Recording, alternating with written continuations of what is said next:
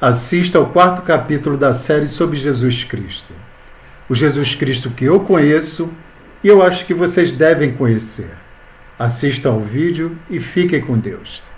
Todos os órgãos do perispírito e, consequentemente, do corpo físico foram, desse modo, criados ao longo dos milênios de milênios, respondendo-se à necessidade do campo mental em sua subordinação e manifestação do meio terrestre. Foi assim que o Tata originou-se na origem inteligente, na sua passagem pelas células nucleadas em seus impulsos ameboides, que a visão iniciou pela sensibilidade do plasma nos flagelados monocelulares expostos aos raios solares, que o olfato originou-se nos animais marinhos de fisionomia mais simples, por inquietação do ambiente que os cercavam, que o paladar manifestou-se nas plantas, muitas delas cobertas pelos viscosos destilando sucos digestivos, e que as sensações do sexo originaram-se com as águas marinhas dotadas não só de células masculinas e femininas que nadam, atraídas umas para as outras, mas também de um rascunho de epiderme sensível, que podemos apresentar como a região complementar da origem e desenvolvimento dos seres. Com o decorrer das eternidades, encontramos as células como origens inteligentes de aspecto primitivo, a serviço da origem inteligente e nível mais nobre nos animais superiores e nos seres humanos, aprimorando-se incessantemente no corpo físico e no corpo espiritual, em frequências vibratórias diversas, de acordo com o nível da inteligência que as comodam, depois do nascimento e depois da desencarnação. Ignorantes microscópicos que se apresentam adestrados e organizados na estrutura orgânica. Atingem formas diferentes de acordo com a posição dos indivíduos e do tipo dos tecidos em que se agrupam, obedecendo ao pensamento simples ou complexo que comandam a sua existência. São cenositos ou micro-organismos que podem viver livremente, como animal que é associado a outro organismo, compartilhando do mesmo alimento sem ser caracterizado como um verdadeiro parasita. Sincícios ou massas de células que se fundem para a execução da atividade particular, como, por exemplo, o músculo cardíaco ou na camada epitelial que forma a parte externa da placenta, com a ação da histolise sobre a estrutura da organização gestacional, célula-anastomoses, como as que se estruturam na criação dos tecidos conjuntivos, colônia de células com movimentos otimamente combinados do tipo das que se apresentam nos volvocídeos, células com origem intersticial que produzem substâncias indispensáveis à manutenção da vida na região do corpo, e as células que conseguem modificar-se, formando-se elementos livres, como na elaboração dos glóbulos da corrente sanguínea. Vinculam-se em inúmeras formas, ajustando-se às funções que lhes são atribuídas no corpo de nascimento do ser que momentaneamente as isola, igualmente a peças eletromagnéticas inteligentes em máquina eletromagnética altamente inteligente, obedecendo com exatidão matemática às solicitações da mente, igualmente, comparando-se no organismo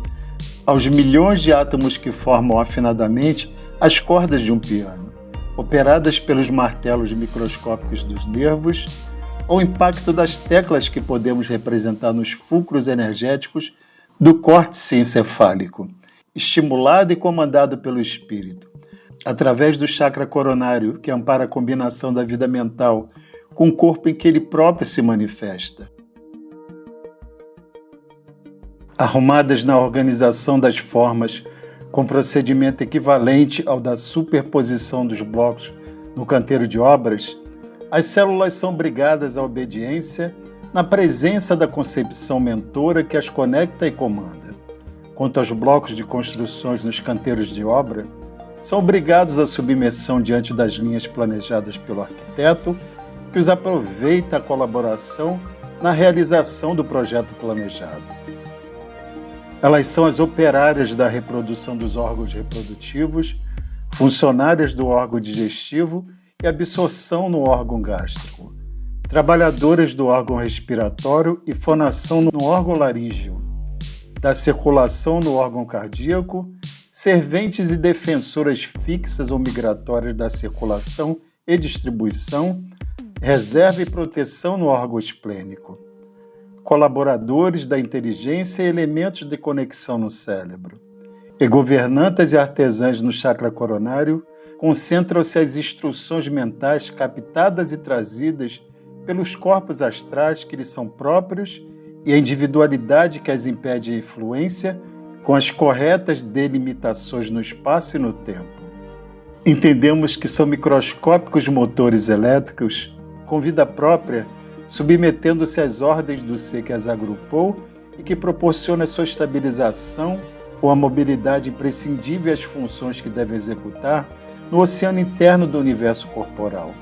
compostos pelos líquidos extracelulares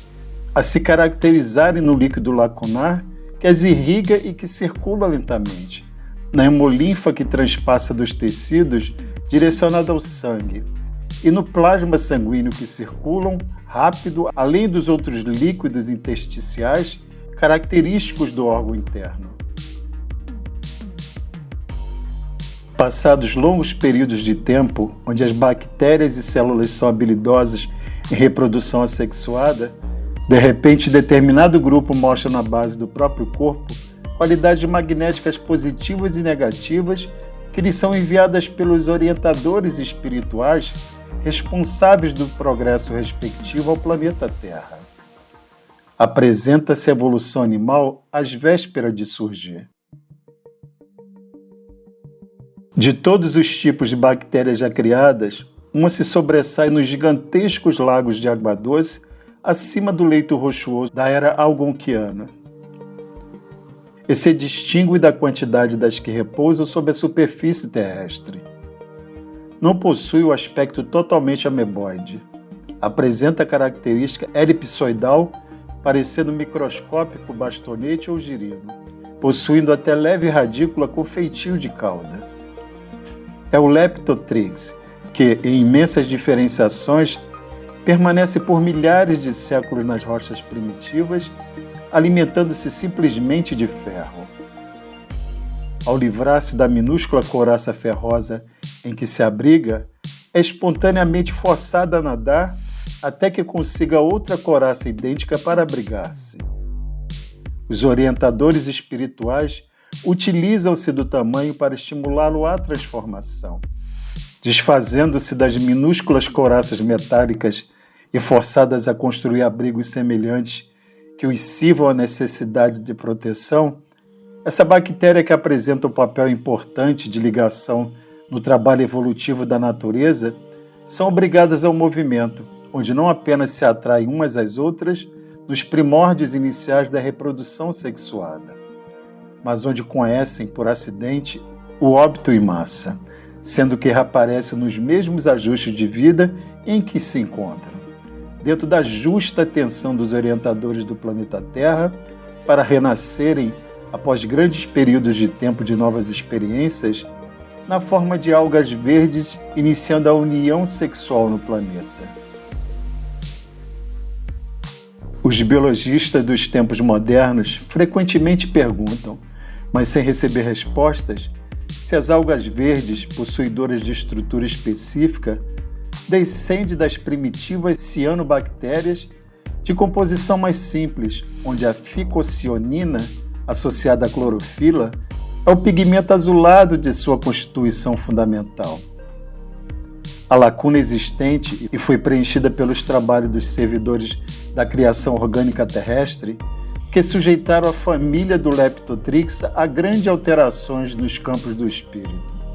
transformando-lhe os seres mais complexos completos, que ressurgiram transformados nas águas mencionadas, que tomaram em abundância as águas, iniciando um novo ciclo de progresso e renovação. Sob os cuidados dos trabalhadores celestiais,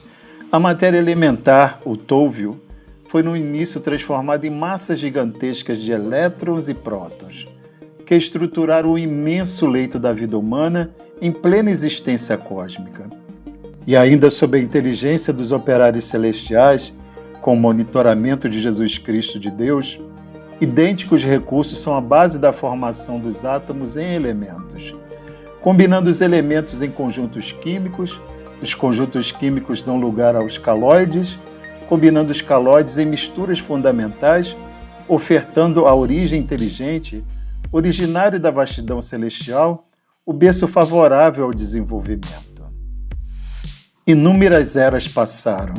e essa origem inteligente, destinada a desenvolver-se para a glória da vida, nos dois planos distintos da experiência. O plano físico e o astral, quando se apresenta estimulado em estruturas mais complexas, recebe desses mesmos engenheiros da sabedoria celestial as capacidades da reprodução mais complexa nos cromossomos ou aglutinações fluido-magnéticas especiais, que se apresentam através do tempo pela análise constante no campo celular, aglutinações essas que imprimem os genes. Os cromossomos, organizados em granúloos infinitamente minúsculos de natureza físico-perispíritica, compartilham do corpo físico pelo núcleo da célula em que se acondiciona e no corpo astral pelo citoplasma em que se fixam. Eles são transformados pelos elementos chamados genes, o que lhes dá a particularidade de imortalidade nas células, que se renovam repassando às sucessoras as suas características ordens. Com o passar do tempo, distinguem-se os cromossomos nas regiões da evolução de acordo com as espécies. Os elementos germinativos são cuidadosamente examinados e experimentados nas plantas, até que ocorram metamorfoses fundamentais na química das águas verdes, de onde a constituição avança na direção dos mais extensos desdobramentos. A origem inteligente é testada de múltiplas maneiras no laboratório do planeta, formando, pouco a pouco, a estrutura físico-espiritual e delineando-lhe entre a Terra e o céu o destino final. Com o apoio dos operários celestiais, prende em si mesmo as marcas vivas da procriação, onde determinam e aperfeiçoam no refúgio dos milênios e milênios, deixando no passado, como purificação de transformismo, não somente nos reinos mineral e vegetal, entidade de acolhimento e crescimento da onda criadora da vida, em seu curso permanente, como também certas classes de organismos que passariam a coexistir com os elementos em ascendência, exatamente como acontece hoje, quando encontramos ao lado da inteligência humana, em relação desenvolvida, plantas e seres que já existiam no período pré-cambriano inferior. Os tecidos germinais experimentam, por milhares de anos, provas incessantes para que possam conferir à medida que vai aperfeiçoar o adestramento. Formas monstruosas apareceram e desapareceram,